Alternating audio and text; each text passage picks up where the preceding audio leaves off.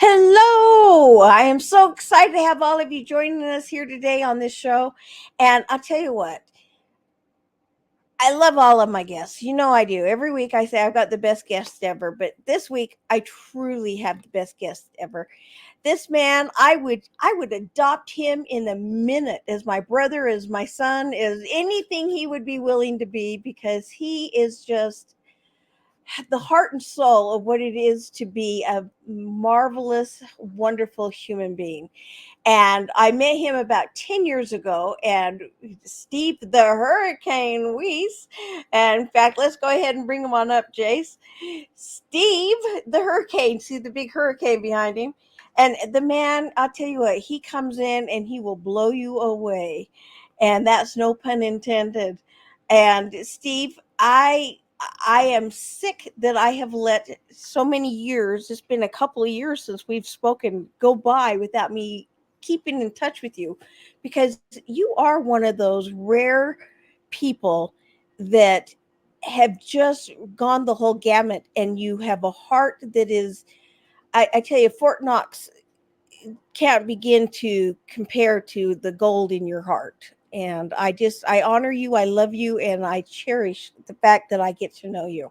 I, I hope I live up to the expectations. Thank you so much for that incredible introduction. And yeah, it has been too long. I mean, a phone. I always say a phone goes both ways, so I'm just as guilty of it. It's just, as you know, you get caught up with the day to day, and then let's throw in the fact that, because the last time I saw you, everything was kind of status quo. We were rocking and rolling, making things happen as influencers, speakers, authors, presenters at conferences. And then the world shut down. And then it was kind of like 4 years of like, okay, how are we going to make things happen? And now I feel like we're finally past that, and we're kind of back to where it was in 2019. So it's kind of like everything is going back to normal. And so that's where we are today. So, yeah. Yeah. Well, you've done some marvelous things, but it hasn't always been just a piece of cake. Everything was handed to you on a silver platter. Share with us a little bit about your story and, why it is you do what you do. So thank you for that. And yes, you're right. Nothing was handed on a silver platter. There's no such thing as an overnight success. The success may happen overnight, but that's not without months and years and sometimes decades of planning and preparation for that quote unquote instant success. But the long story short is I have always been entrepreneurial. I have always been a person of energy, a person of, I love the name of your show here, the Power Surge. There's always been a connection, and I'm gonna say a connection to the source, right? You see right behind me here. This is actually a gift from a mutual friend of ours, Laurel Geis, Dr. Laurel Geis. Oh, I love Laurel. Yep. She's fantastic. And so she had given me that because she knows I'm a person of faith, and, trust in the Lord with all of your heart, do not lean on your own understanding. That's Proverbs chapter 3, verses 5 and 6. And, I'm a child of God. I've always have been. I'm connected to the source. Prayer, meditation, scripture is a part of my every single day life. And there was a time in my life where I wasn't living what I believe, and if you believe in something, if you practice your faith, you should live as you believe, and you should live as you practice. And I wasn't. And so I had this moment, I had the wife, I had the kids, I had the business, but everything was falling apart until September 2nd, 2014. And in that moment, that's when I had my come to Jesus moment, where I just fell on my knees. I surrendered to the Spirit and said, I know you, but I'm not listening to you. I'm going to listen to you and do it your way. And I need miracles because I don't know what to do. And I received my miracles. And by following my faith and following the divine path, it helped me to patch my marriage and strengthen it to, my wife and I are inseparable. I'm the hurricane. She's the eye of the hurricane right here in the middle. My relationship with my children is second to none. And all of my children are successful in their own light and in their own way. And then it changed how I was as a business owner, from someone who was angry and frustrated to someone who is grateful that, hey, I do have a business. It is providing an income. I have staff that are loyal and dedicated. I have clients that trust me with the services. So instead of complaining about what I don't have, let me be grateful for what I do. And then all of a sudden, my cup runneth over and abundance. And this story that I'm sharing with you is all at the forefront of it, because now I'm teaching other people how to have happiness and joy and success in their life in all aspects, not just the business, through self-fulfillment and through faith and guidance. And it's just been a wild ride for the last 10 years since that September 2nd, 2014. And I knew you back when that first was happening, and that was amazing to stand and watch, because I tell you, the hurricane did not even begin to describe how you were just powering through. And I really love and admire and respect your faith. Thank you, because that's something people don't often remember to share, that we're not doing this all alone. Mm-hmm. There's It's interesting. always someone helping us. There's a book I wanted to share with you that as soon as you said that, it jumped into my mind, and that was it's called Never Eat Alone, and it's by Kevin Ferrazzi. Never Eat Alone by Kevin Ferrazzi. I'm halfway through reading that book. Actually, I'm almost completely done with it. And there's one section where he talks about the energy it takes to do what we do as entrepreneurs, as influencers, as speakers, as consultants, as husbands and wives and moms and dads and adult children, all the things that we have to do. And he talks about making sure that we take care of ourselves. And specifically, his recommendation is whatever you do with it, make sure that you dedicate at least 1 hour a week to something spirituality. For him, he says that's church, that's worship, plus prayer and scripture daily. That's his life. And I agree. That's me and my life with it. But for everybody else out there, you got to have that spirituality, because that gives the clarity, that gives the purpose, that gives the centered focus, everything, and the energy to get through the ups and down roller coaster of life. Well, and you hear a lot about the importance of meditation, and prayer is a form of meditation. It really is. And you got to remember, when you pray, it's like a phone conversation. I can call you, but unless I'm willing to listen to you speak back, what's the point in me calling you? 100%. Oh, I love that. I love that. Well, you know,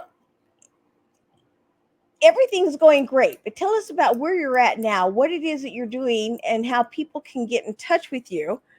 I got a couple of comments. It says, "Oh, I've heard of Never Eat Alone before. I need to read it." Yeah, people need to read that. It's a good one.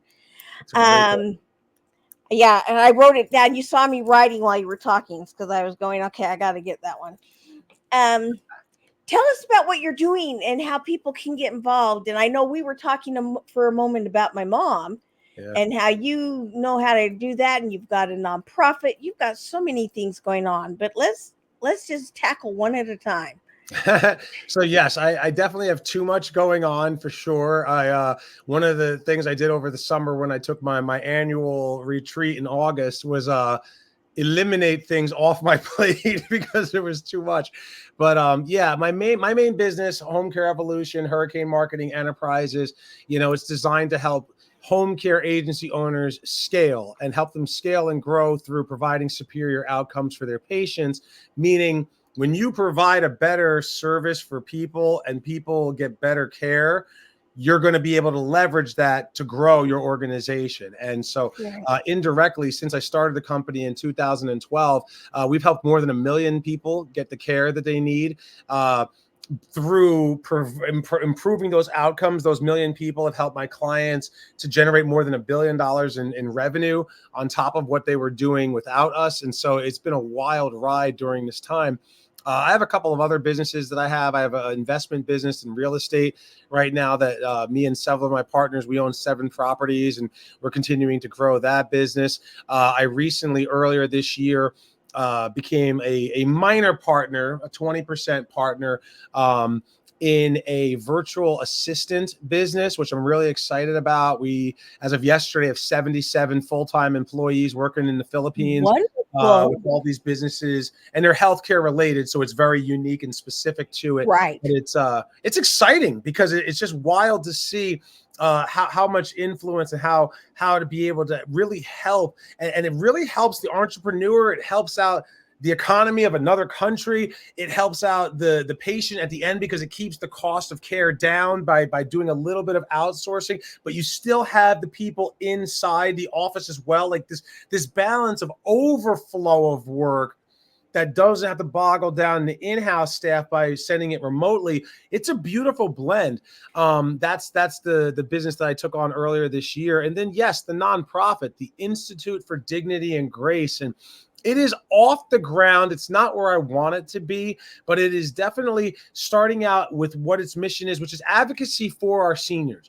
You know, I started this business because every single one of us, we all have parents and grandparents and aunts and uncles, or we ourselves are seniors and elderly. And when I think about the nature of the home care business, which I've been a part of now for over 20 years in my life, it's home care is literally like the worst fear of people, right?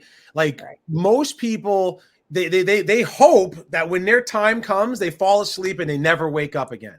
But you know as well as I do that doesn't happen. You know, people get cancer, Alzheimer's, dementia. Sometimes people are independent and active, and then all of a sudden they slip and fall and they break their hip, and then now they're bedbound and they'll never recover from it. And so, you know, having another person physically care for you, mentally care for you, is a very difficult thing.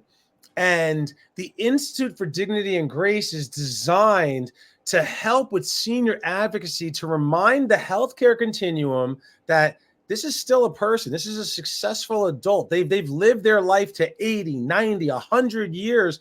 Give that person the dignity and respect that they deserve on one hand, and then also for the adult children and the patients themselves as advocacy for them, to help them to get the care that they need, because navigating the healthcare system is very difficult, even for someone like myself who's in the continuum, and I know every box to check.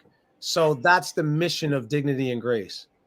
Oh yeah, and we're just starting out, and I just went, "Oh my goodness!" My sister-in-law has been doing a good portion of it up to this point, and I can see how people get overwhelmed and just throw their hands up and say, "You know what? Dignity and grace be gone." I'm lost, and so your foundation is wonderful. Thank you. Thank you. I want to get more word out for it because I want to continue to grow it and really be there. Right now, there's resources. If people go to the website, it's dignityandgrace.info. That's the website, dignityandgrace.info. And if people go there, and you can see the resources that are there, that kind of, you know, I have to have the conversation about taking the keys away. How do you have that conversation, you know? And we actually hired, for Dignity and Grace, a former director of nursing that I used to work with for many years before I started Hurricane, when I had my home care business. She had 25 years experience as an assisted living director of nursing, and she's created all these resources on that page to help people with having those difficult conversations, and how to navigate different scenarios and different situations. You know, we're coming up on winter. We got to winterize the house, you know, because slipping on the ice is that can lead to an unnecessary pain and suffering. So Oh yeah. Well, what can people do to get involved in your charity, and not just to take from it, but to give to it? right now, donations is the best thing that we can use, because the more resources we have, the more we're able to get the word out there. We actually launched a magazine. I wish I had one of the magazines here that I can show you physically. Is that it? No, it's not one of the magazines. Oh, I do. Yes, it is. So Senior Lives Do Matter. That's the name of the Senior Lives Do Oh, Matter. I love that. That's our Yeah. magazine. Right now, it's an annual magazine, so this is the only one that's there. It's actually a free resource. People can go online and download it when they go to dignityandgrace.info. They can find it right there. But right now we're in the process of setting up our second issue to come out later on this year, and we're in the process of getting this to a point where it'll be a quarterly magazine where there's a print copy. People can buy the print copy for $20. Or they can get the digital copy online for free. And it's really just about getting the word out there. So, take the website, share it, post about it, make a donation, consider buying the magazine. Those are the things that really help us as we're getting the word out there about elder care and, aging in place with dignity and grace. Yeah. Well, what inspired you to work with the senior care? Honestly, I fell into it. So I went to school to be a pastor. So that ministry background that, hence you talk about Jesus, my Lord and Savior. I went to school for that when I was a teenager and into my early 20s. I came out, I felt I wasn't ready to do that yet. And then I had always had sales and marketing positions. And so in 2005, when I was unhappy and unfulfilled at the job that I was working, I went on 5 job interviews. I received 4 offers, and I decided to go down the path of the senior care because it was a very small company. And I said, if I play my cards right here, I could see myself owning this business one day. And 4 years later, I became the vice president, part owner, and the rest is history, right? The reason why I was drawn to it, and I feel it was the perfect thing for me, I'm going to say it was a divine, push, right? Is once I started to sit down with the patients and their families and see how difficult this was, that pastoral training really came in. And even though not everybody is religious, being empathetic, understanding people, just being there and holding someone's hand when they're crying. Yeah. That's what brought the passion out of me for it. There was a woman very early on in my career in 2005 when I had started, when I met with her, and we had what I called a home care party, where she was in the rehab center getting ready to come home, and her husband was there. But then it was her like 6 children and the 6 children's spouses and all of the 13 grandchildren. And there was 25 people in there to hear about the home care that we're going to get for grandma, right? And I'm sitting there and I'm looking at this lady and I'm like, this lady is so loved. This lady is so lucky that she has all of this family and all of these friends that support her, that are here for her. And I remember when I was talking about, because the family said, can you say some things to really encourage mom to work hard in therapy? Because the therapist says that if she works hard, she'll get better, or at least stronger than she is, but she's kind of going through the motions. And so when I brought that up, she got very emotional and she kind of reached out like this, and her son was sitting next to her. But as soon as she reached out to put her hand like this, her son knew that she wanted to hold her husband's hand. And the husband, who was on the other side of the room, got up immediately, ran over to her side of the bed, held her hand. And I'm like, that's what I want when my time comes. That's what I want when I'm getting some kind of a news. I want my wife to be there, or if it happens to be my wife, I want to be the one there. I want that kind of a relationship. And I want people to have this experience when our time comes of need, or our parents' time comes of need, to know that there are good people out there, to know that you can trust folks. You got to stay on it. You got to navigate it. But that's what sparked the passion that I have for elder care, and why I've pretty much dedicated the majority of my adult life towards doing that. Wow, that's amazing. Do you think you had any experiences as a kid that might have led you to this kind of a golden heart toward the seniors? Definitely serving at the church. No doubt, I've always, the reason why I wanted to become a minister was because of my experience at church, in the youth group, and getting involved and serving and helping other people. And, I felt that God was pulling me to doing ministry in that capacity. And then once I fell into healthcare, or I would say he pushed me into healthcare, that's when I definitely realized that this is what I'm meant to be. This is what I'm meant to do. And when I had the business and I was doing it directly, I could only influence so many people, because these were Right. my patients I was taking care of. And during my 7 years as an employee owner of that company, I served about 2,000 patients. But through becoming a consultant, through working with the agency owners, as you heard me say, now I've been able to take my personal experiences with training and then now growing my business.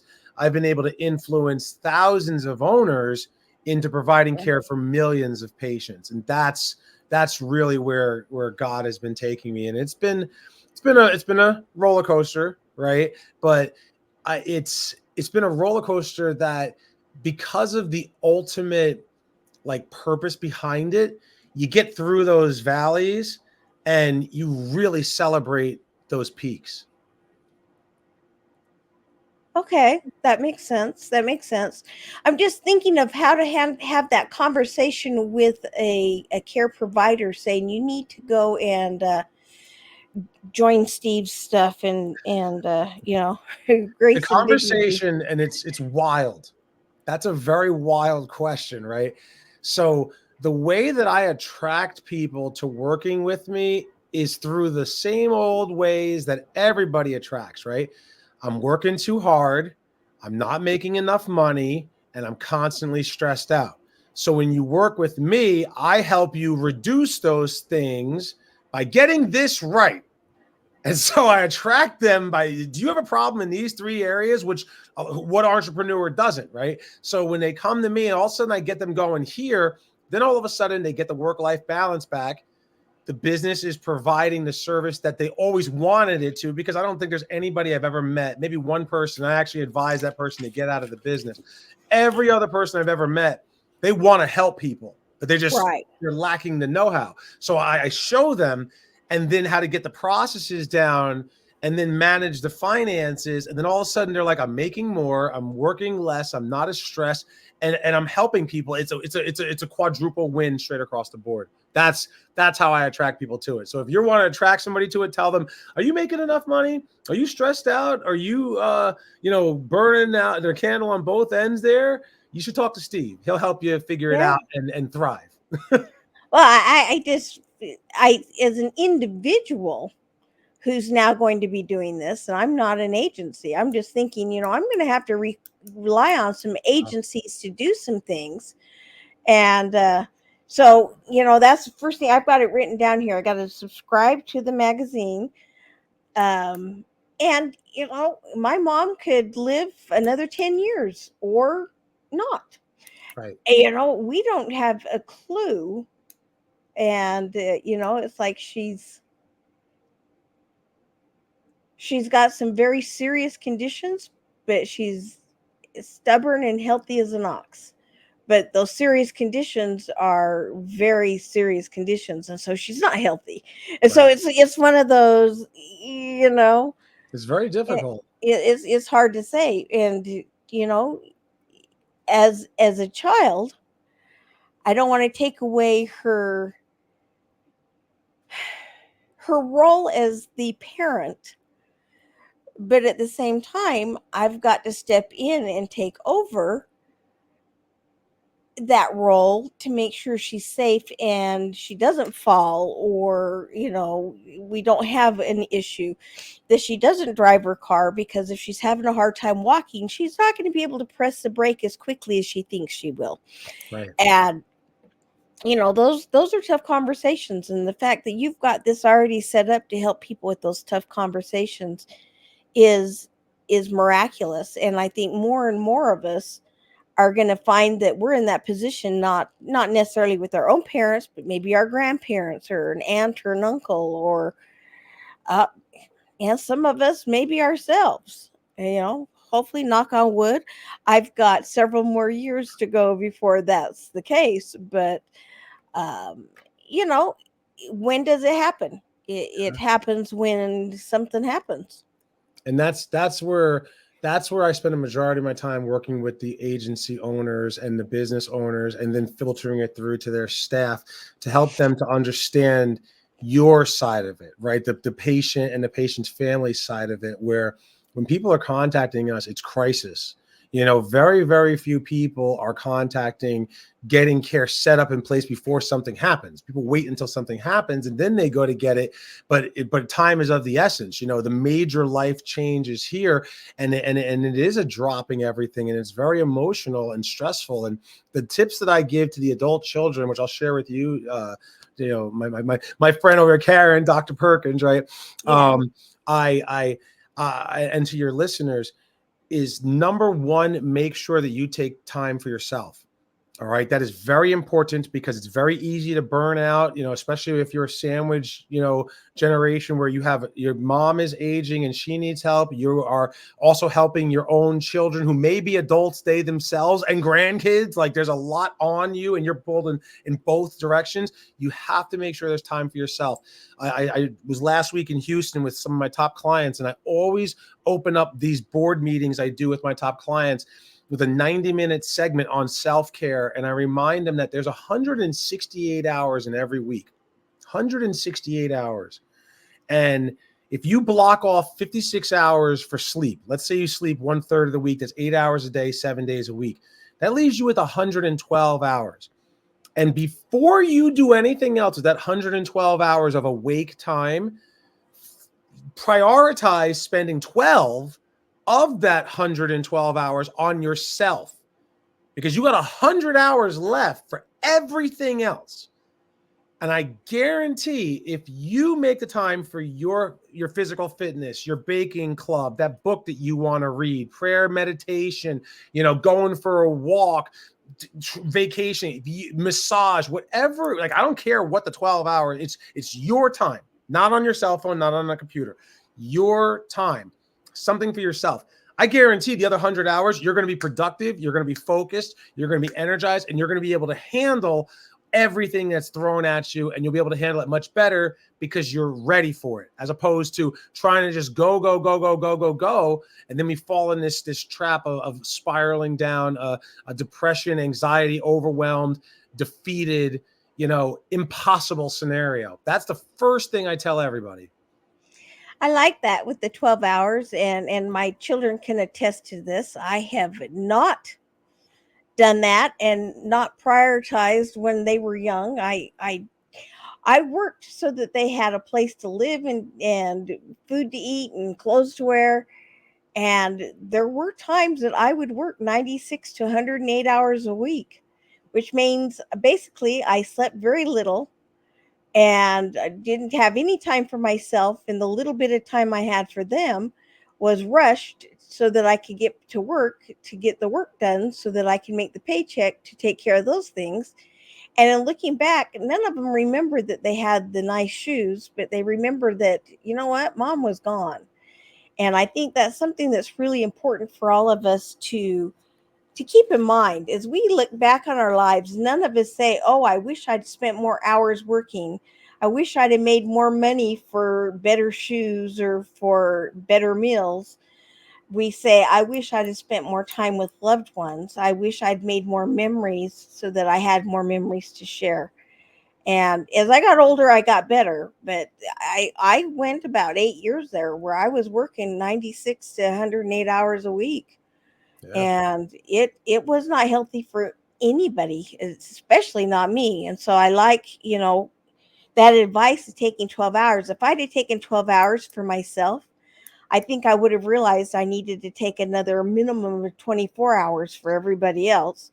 And then another, 20 hours individually for people, and When gotten I more done in a 40-hour work week than in a 100-hour work week. and that's exactly, it's your efficiency. That's exactly it. Because every week you're doing this, and it's not 12 hours like a one time, you know what I mean? It's broken down over 7 days. It's like 90 minutes to just under 2 hours, depending on the day. Some Yeah. days 90 minutes, some days 2 hours, but that time for you, right?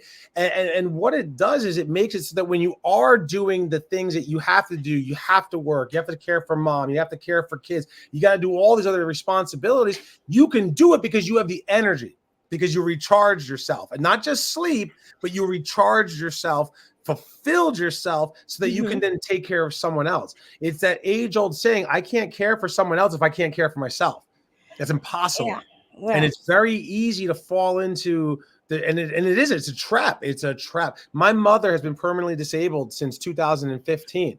So I'm wow. not just saying this from a, oh, this is what you got to do. Like, it's easy for you to say, Steve. No, it's not. Steve's got his mom. My mom is permanently disabled. She's been disabled.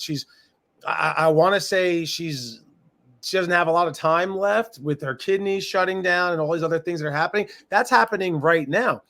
But when I spend the time with mom, and that's my second advice to your audience and for you as well, sister, is, if you have the care in place, right? So my mom has the care in place. I come and see mom. I don't spend time doing for my mother because I have the care in place for her on that. And my mother's a Medicaid recipient, so she doesn't have the resources, the government, but navigating it, whatever. If you have to pay somebody to help you navigate it, it's worth it if your parent doesn't have the resources. So this isn't for just the independently wealthy. 50% of Right. the senior population does not have resources, right? So find somebody who can do it. They cost you a couple $1,000s to get it set up, but then it's set up forever, right? So Yeah. my mom has everything that she needs. So now when I come and see her, I get to come and see her and be her son, not be her caregiver. And that's Yeah. important. My mom values that time with me, her grandkids, my children, my wife, her daughter-in-law, right? She values that. We are making the memories because one day mom's not going to be there. I called my mom on Sunday. I talked to her for 90 minutes. We talked about anything and everything and what came to mind. And 5 minutes of it was, how is she physically? How is everything with the caregiver and what's going on? And then the rest of the time was about life and what's going on with me and my life and what's going on with her. And she saw my aunt, and they're like, Thelma and Louise and doing all this other stuff. She picks her up and she gets her in the wheelchair, and we got the wedding coming up, and like that. That's the conversation. That's that quality time, and that's so Yeah. important. I like that. Yeah, you don't want it to get to a point where all you're talking about is the medical concerns and how are we going to pay for this and what happens if that happens. And you want to be able to spend time just reminiscing and joking and looking forward to other things. And so, yeah. 100%. When we get caught up in because what that leads to, when we're the one doing it all and we get caught up into that leads to caregiver burnout. And then sometimes it leads to feeling like a burden is on. And then that leads to guilt. Like, first it's like, gosh, I wish I didn't have this. Like, this is a burden, right? But then all of a sudden it's like, I can't believe I just said that.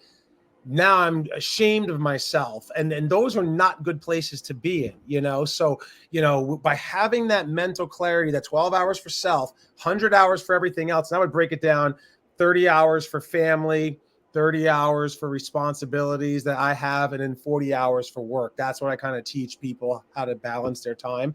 Yeah. But when you break it down and you balance the time like that, it does set it up. And that would lead me to my third tip I would give to you and to everybody when it comes to aging parents and helping them out. And that would be, determine boundaries, right? So to your point, you are the daughter, right? I am the son. There were recommendations. I had a place, Karen, I had a place set up for my mom that was perfect. It was handicap accessible. It had this, it had a swimming pool, it had activities, everything was set up. All she had to do was do it. And we fought and I lost, right? And when I lost, because she's, I'm not moving in there, I'm too young, and blah blah blah blah blah. I'm gonna die there. Like, what do you know? Like, it got ugly, and it put a tarnish on our time together. This was like 4 or 5 years ago, before the pandemic. So it was 5, 6 years ago. But it put a tarnish on our relationship for about 6 months because some hurt things came out, until I realized, I'm her son.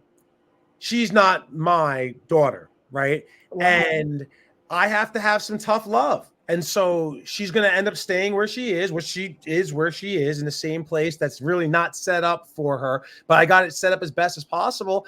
And I just said, you know what? If something happens to her, and this is accepting it, which maybe is like a fourth thing, right? Accept what's going to happen. It is inevitable. My mother's going to die. It is inevitable. I'm going to die. Inevitable. You're going to die. You're about, like, we're all going to die. That's inevitable, right? That's, yeah. Once you understand that, it's like, all right, I've done everything I can. She is my mother, and I will respect her.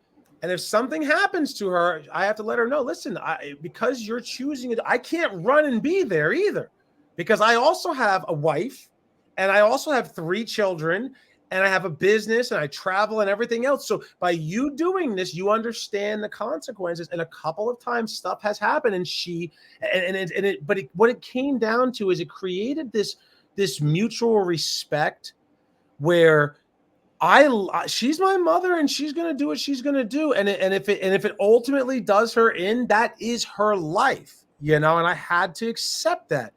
At the flip side, she also came to, Stephen did everything he can for me, and I'm not willing to go beyond it. And that's fine, because this is my decision to ultimately make.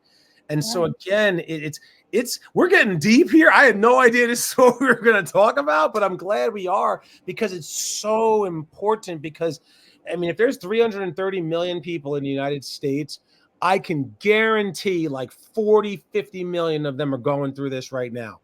That's a huge, they themselves directly, and then their adult children, next of kin, family members. So was it 80 million, 100 million people are dealing with this at some level? Yeah, that's At some level. This is important. Yeah. Yeah. What you do is amazingly valuable, and, well, it's just amazing. Not to overuse that word. And it, we need to stop and remember that it's the time and the comfort that matters, not a lot of the other stuff. Right. And I share the story. I'm going to share a story. I shared the story. It's a true story. It was during that period of my life where I was working 108 hours a week, and I had a report that was due, that was a vital report. It was, going to either save the company hundreds of thousands of dollars or cost us millions in damage if it didn't get done, type thing. It was an important report that, of course, only I could do. I couldn't assign that to somebody else, Steve. How arrogant is that? You know, That's Jeez a whole other Louise. podcast. That's a whole another podcast. And anyway, it was assigned to me, and I did need to do it. But I got the phone call saying, "Hey, Dad's, it's time. You need to come." Well, to make myself feel better, they had said that about my dad for 30 years, and many times in the previous 6 months. But they said, "Serious, this is it. It's not a, he's going to get better as soon as you get here." And I said, "Okay, well, let me finish the report, and then I'll come down." Finish the report, and just as I was packing up to get ready to go home, I got the call saying Dad just passed away. I was the only one that wasn't there. I didn't get to say goodbye to my dad because I had to finish some stupid report, which, by the way, I went down to the funeral, everything. It was a Friday that I was doing that. Got back a week later, and I said, "Whatever happened?" And they said, "Oh, some things happened Monday morning. We went a different route and didn't use the report anyway." And, I'm sorry. well, that's when I stopped working 108 hours a week. And it was a real kick in the gut to me. And if I can tell everybody else anything, is, you know, I understand the need to do your job and to do it well. And I understand the need to feel like you're providing for your family and that you need to be where you can progress within your organization. I get that.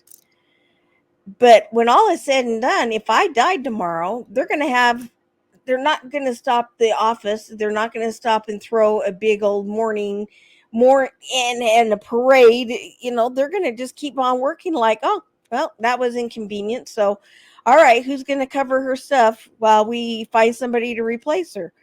Right. And yet my family, I can't, get that memory back. I mean, that's something I'll never be able to replace. And I'll live with that the rest of my life. And that's nobody's fault but my own. And I'm not kicking myself and beating myself up. I'm living the reality of this is the way it is. And Well, I'll tell you you, I don't know your father, but he does not blame you in any way. And you did the right thing that you thought was the right thing at that right time. And so that was the right course of action for you. And just like I had my September 2nd, 2014 come to Jesus moment, that's your that come was to my Jesus come to moment. Jesus moment. That's the moment where the aha moment where you're like, what am I doing? And that's what set you on the path to where you are today. Yeah. There's something that my pastor said many years ago that I'll never forget. And I don't know the exact statistic, like where he got it from, but he said that every single person who lives to life expectancy will experience 32, on average, 32 major life changes. Some good, some bad. Have a child, get married, great. Get a new job, graduate college, great. Lose a loved one, get a divorce, bad. You're Yeah. going to have the good and the bad, but that defines who you are, is how you respond in all of those peaks and valleys. And yeah, you're 100% right. And I liked how you divided out, 12 hours for yourself, 30 hours for family, 30 hours for the other stuff you got to do. And don't forget your sleep. Uh, some of us sleep less than others, some of us sleep more than others. But, you know, if you divide that out and you live your life balanced and you're taking care of yourself, you have more left to give to other people. And don't, I find that when I'm not taking care of myself, and tell me if you find this is true, and maybe it's just me, but I find that when I'm taking care of myself and I'm really spending time learning to love myself and to appreciate my strengths and to acknowledge my limitations and to work on the ones I want to work on and to say the other ones are not important to me. When I take time to do that, I find I don't have resentment toward other people needing time. And then I want to spend time helping other people and I want to be with them and I have the energy and the love and desire to be with them. But when I'm not taking care of myself and somebody wants me to do yet another thing for them, it's and that's how it is. It's yet another thing instead of being oh gosh, yeah, I'd be happy to help out and do that. So I know we're getting a little deep, but I think that those No, are things that all of us need to consider, and it's that self love so that we can take care of other people. and you're hitting the nail on the head, and I'm not, again, I'm not sitting here saying, oh, do this, do that. I struggle with it just like everybody else. I this spring I had a crazy abundance of things on my plate. At the very beginning of the podcast here, you remember I said that when I went on my retreat, every year I take the month of August off because I travel so much with business. My kids, just like you said, my kids are only going to be in my house for so many years before they go on. So when they're out of school and they're off in the month of August, I will not, I don't care how much money it's going to be. I am not working. I'm going to be with my kids and go somewhere, get out of our house. We go down to Florida, got a great place there. We stay right on the beach, and it's just us. But before that, I was burnt out. I was traveling in a different time zone every week, speaking at conferences, consulting with my clients, putting out fires, serving other people. I was serving at my own church where my pastor had not resigned, but he served his term and then accepted a call at another church. And so there's a vacancy. So I was serving at my church abundantly. I'm doing all these different things there and with my mom, and then the responsibilities of being a husband and a father and all these other things, plus running, an international marketing company, and all the other businesses that I have, right? I was burning out. And when I started to burn out, and this is I guess the fifth tip I'll throw out there for your podcast listeners, is get good at saying no. Get good at saying no, because right before I went on that vacation, the stress was getting to me so much that I take my blood pressure every single day. As a 43-year-old man, I'm very fit, I'm very healthy, and I want to, having taken care of the elderly as long as I have, I also learned that if I start early, I can prolong that as much as possible, right? Right. But my blood pressure started to elevate just a little bit, not nothing crazy, but just higher than it usually is. My blood pressure is usually in the perfect zone, and it was getting to elevated zone. And so I went to the doctor, and the doctor's like, "You're healthy as a horse." He's looking at me. He goes, "You see 43-year-olds come in here that look a lot older than you do. You don't look like you're 43, looking at you. What's going on in your personal life?" And I started telling him with everything that was happening. And he goes, "I prescribe a vacation for you." And I told him I have the big one coming up. He goes, "Just get to that vacation. But when you come back, I would dial back all of the responsibilities, because you're no good to anybody if you're dead." And I was like, take your own advice, Steve. And I came back. And while I was on that trip, I actually went down and I looked at all the things I was doing and where can I step back and not have it impact things too much. And by making that change, it has already made a significant impact. My health has returned back to normal. My physical fitness has returned back to normal. My business is thriving. And there's always challenges. I was dealing with a challenge right before I jumped on with you as I was shoveling food in my mouth when you first saw me. But I can handle it because I have that time for recharge, and I've taken things off my plate in a society and a culture where being busy is like a badge of honor. We need to take that away. And, hey, God rested on the seventh day. He said, take a Sabbath. That wasn't a suggestion. That was a commandment, right? Take that time for you. Get good at saying no. And when you say no, get good at that. I used to teach, and it's one of those things I need to put up on my wall. When you say no to one thing, you're saying yes to something else. So when you say no to that extra project, you're saying yes to your sanity. You're saying yes to your kids. You're saying yes to your health. You're saying yes to whatever it is you're saying yes to.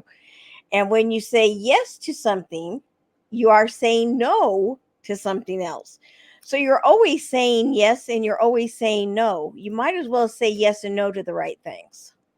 Couldn't agree with you more. It's exactly it. And that time, and again, the time with self and the time with family, because you brought up something that made me think of that Mark Twain quote where he basically says, like, I'm going to paraphrase, I can't remember it word for word, but he's like, 20 years from now, you're going to regret the things you didn't do more than the things you did.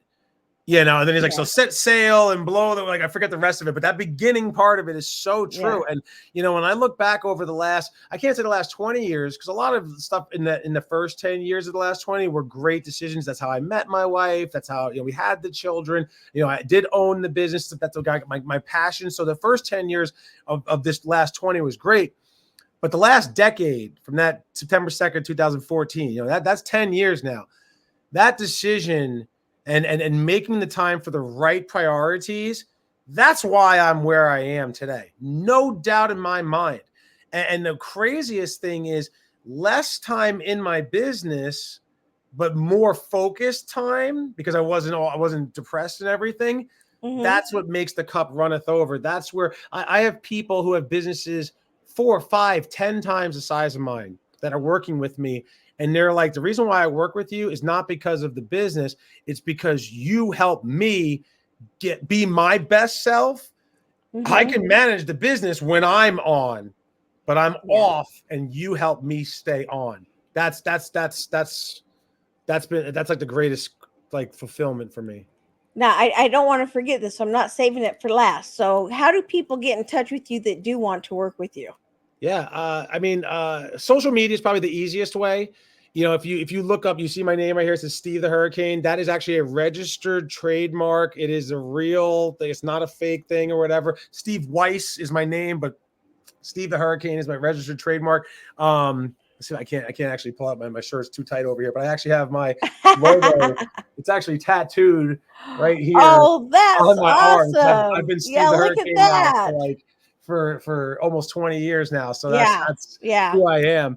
But so if you look up Steve the Hurricane on Instagram, on Facebook, on LinkedIn, there's only one. That's me. You'll see on Facebook and Instagram the little check mark to let you know that it's actually me, because there's always copycats out there and whatnot. And then you can find me on YouTube. I have thousands of videos on YouTube over the years on all things healthcare related. And then last, you can go to my website, homecareevolution.com. Homecareevolution.com. And you'll see some really cool stuff there. If you think about getting into the home care industry, I actually have a magazine, Home Care Evolution Quarterly. This is a free resource that people can access and get on there. And, all of that's all on my website as well. So social And that's media, website. homecareevolution.com. Correct. Okay.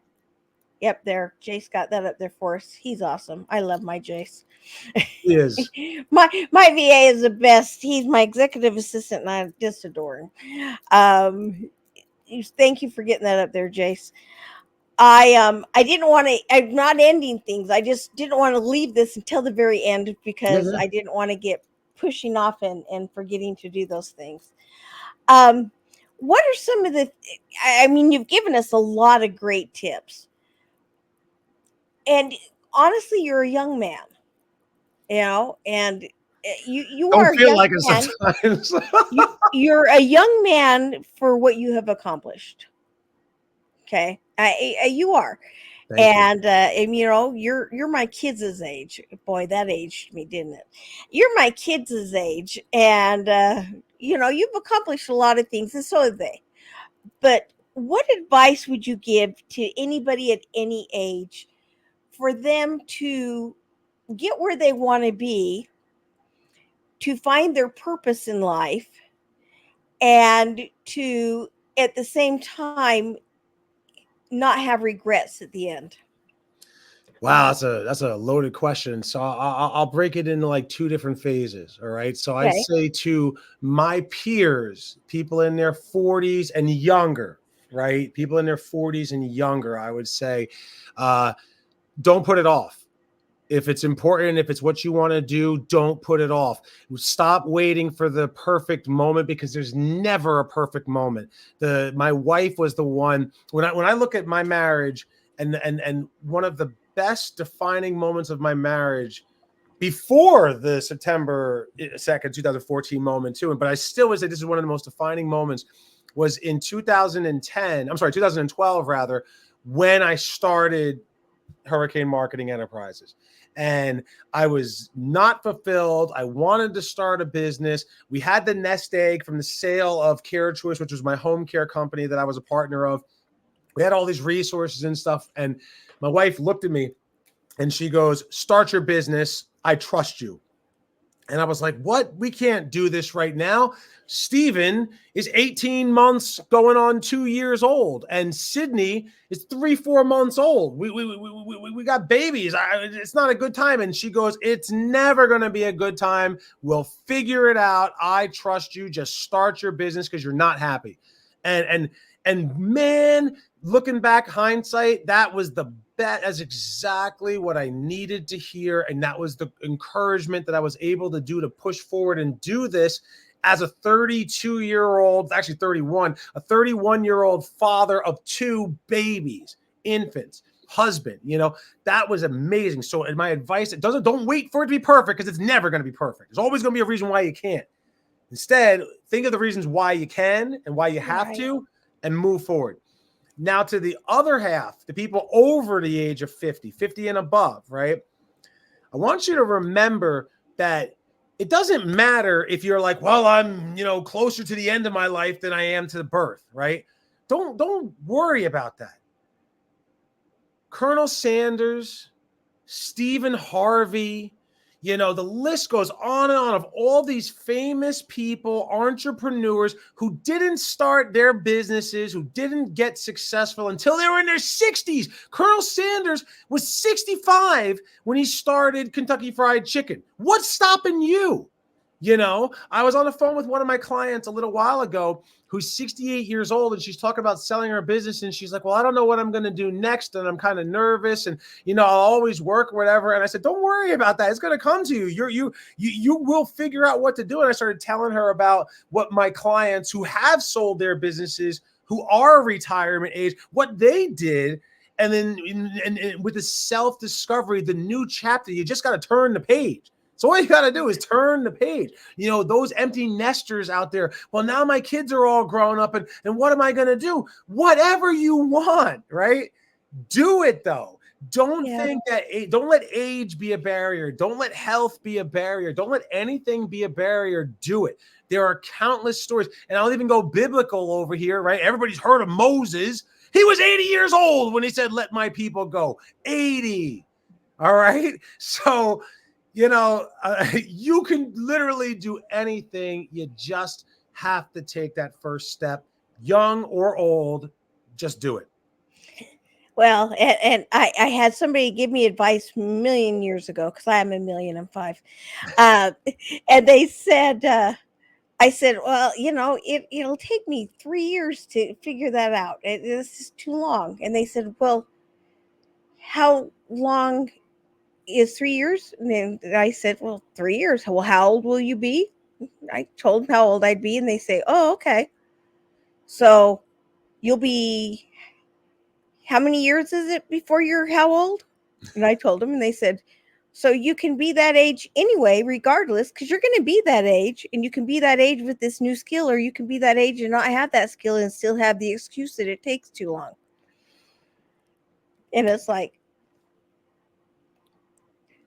you're going to leave a legacy anyway. Might as well be the legacy you want to leave. And when I look back at that 31-year-old self and look at where I am today, if I could go back in time, I would say to 31-year-old self, you're going to be fine. Just do it. Just you got a good head on your shoulders. You'll figure it out. I'm not going to give you any tips or advice because I don't want to change. And I could possibly not have my third child, butterfly effect or whatever. But I would totally say you are going to be fine. And that's exactly it. Whereas if I had waited, I probably would have started the company now. And I would not be in the situation at all where I am today had I waited until my kids were, 10, 11, 10, 12, and 14. Those are their ages now. Think of the thousands of people whose lives you would not have been a savior for. Millions. Just 100%. That would be bad. Right. Well, we are at the top of the hour, and oh gosh, we're gonna have to have you back on because you are just a spitfire. Yeah, you're the hurricane. And I just thank you so much for being on the show today. You've really inspired me, and I know you've inspired our audience. And the rest of you, thank you for being on with us as well. And remember, we have Power Surge every Wednesday at 10 a.m. Pacific time, 1 p.m. Eastern time. And then on Mondays, we have Karenisms. You like this, Dave. Karen always has something to say. We have Karenisms on Mondays, also at 10 a.m. and 1 p.m. And we are now starting to have a webinar on various things. It will be the first and third Tuesday of each month, and you'll find out more about that throughout the week and next week. But the first and third Tuesday of the month, and we're going to be talking about things that you can do to live a first-class life and what first class means. Because what Steve went over today is living a first-class life. It's not necessarily having a lot of money. It's what makes you happy. That's the first class life. So all of that being said and done, be sure and join us again next week. And until we meet again, may you find peace and joy in all that you do. Mwah. Ciao for now.